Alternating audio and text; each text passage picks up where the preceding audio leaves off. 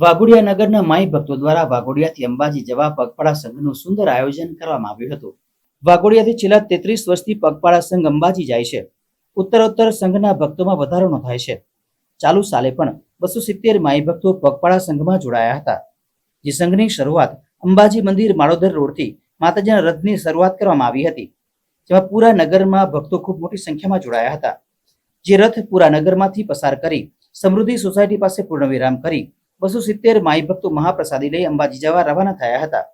પૂરા નગરમાં બોલ માળી અંબે, જય જય અંબેના નાદ ગુંજી ઉઠ્યા હતા। અમારી સાથે લગભગ 210 જેટલા પંજાબી છે, બીજો અલગ સ્ટાફ છે અને બીજા ટોટલ 250 જણનો સ્ટાફ છે।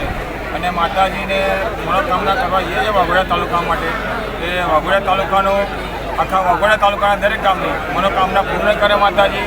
ગામોમાં સારી પ્રગતિ થાય, બધાને સારું રહે એવી આશા લઈને માતાજીને પ્રાર્થના કરવા જઈએ છીએ અને આ સાલ પણ એ રીતે નીકળે છે।